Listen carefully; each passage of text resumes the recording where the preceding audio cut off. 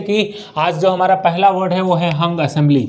इसका मतलब ये होता है त्रिशंकु विधानसभा। आपको पता होगा या आप देखे होंगे कि कभी कभी ऐसा होता है कि अगर कोई भी पार्टी पहले से अलायंस में हो, मतलब कि 3-4 पहले से, सपोज कीजिए कि एनडीए अगर एक साथ यहाँ बिहार में चुनाव लड़ी जिसमें कि अलग अलग पार्टियां थीं, लेकिन अगर वो एनडीए का बहुमत नहीं मिलता तो क्या होता, यहाँ से कुछ और भी पार्टियां थीं जो क्या करती, उसको सपोर्ट करती। जैसे आप महाराष्ट्र में देखें, जो बड़ी पार्टी थी उसको उतना बहुमत नहीं मिला तो क्या हुआ, वहाँ त्रिशंकु विधानसभा बना।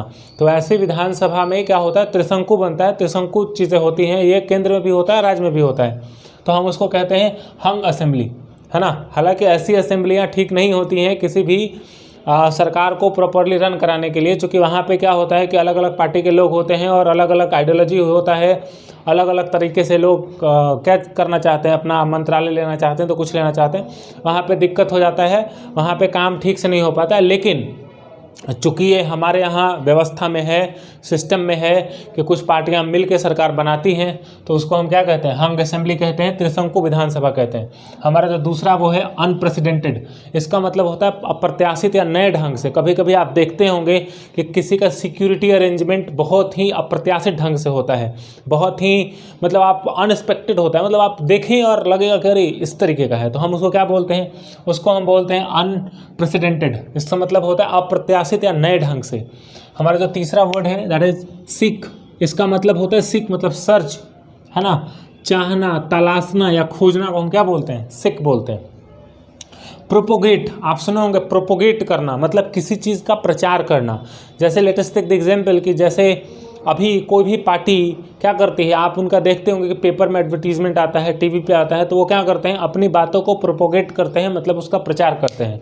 और ये हर लोग अपनी चीज़ों का प्रोपोगेट करता है, उसका प्रचार करता है, दैट इज़ व्हाट प्रोपोगेट। मतलब आप सुने होंगे प्रचार कर रहा है, प्रचार कर रहा है, तो उसकी इंग्लिश क्या होगी, प्रोपोगेट। उसी तरीके से है इनकम्बेंट। इसका मतलब होता है पदासीन। जैसे मैंने एग्जाम्पल भी यहाँ पे दिया है, Nitish government is incumbent government in Bihar right now. अभी जो है नीतीश सरकार है, वो सरकार क्या है, इनकम्बेंट गवर्नमेंट है, अभी वो सरकार पदासीन सरकार है, वही चली आ रही है, that is called incumbent government. दूसरा है डेलीगेशन। आप ये देखे होंगे डेलीगेशन का मतलब क्या होता है, आप ये समझिए। डेलीगेशन का मतलब कभी कभी क्या होता है कि हमारी जो सरकारें हैं वो दूसरे जगह पे मतलब विदेशों में कुछ लोगों को भेजती है ना।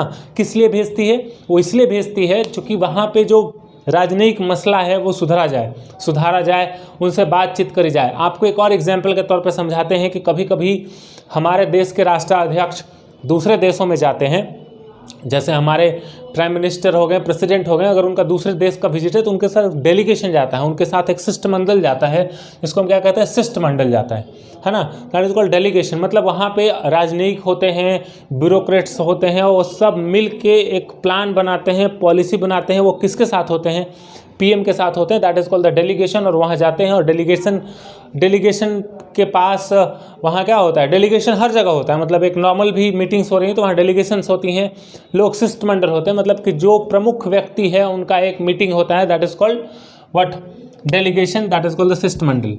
Grab the booth. कभी कभी आप सुने होंगे कि बूथ लूटा गया, है ना, तो उसको क्या कहेंगे, ग्रैब द बूथ। बूथ लूटना को कहते हैं ग्रैब द बूथ। उसी तरीके से जो बूथ लूटता है उनको क्या कहेंगे, लुटेरा, बूथ लुटेरा, है ना, उसको कहते हैं बूथ लुटेरा। It means to say that, उसको कहते हैं बूथ ग्रैबर, राइट। उसके बाद है राइवल। बोलते हैं ना, राइवल है तुम्हारा, मतलब तुम्हारा कॉम्पिटिटर है, राइट। तो प्रतिद्वंदी, जो आपका प्रतिद्वंदी हो, मतलब कि जिस क्षेत्र में आप हो उसी क्षेत्र में आप ही के साथ वो कॉम्पीट कर रहा है, तो क्या आपका कॉम्पिटिटर है वो, है ना। तो जब कॉम्पिटिटर होते हैं उन्हें हम क्या कहते हैं, प्रतिद्वंदी कहते हैं। जैसे कि एक ही सीट के लिए 2 लोगों का चुनाव लड़ना, तो आपका क्या हो गया, वो कॉम्पिटिटर हो गया। आप उसके साथ मैत्रीपूर्ण व्यवहार तो रख सकते हैं, लेकिन आप उससे मैत्रीतापूर्वक अगर आप चुनाव लड़ेंगे तो क्या होगा, दोनों में से किसी के साथ जीतना हो या कोई दूसरा बेनिफिट लेके चला जाए।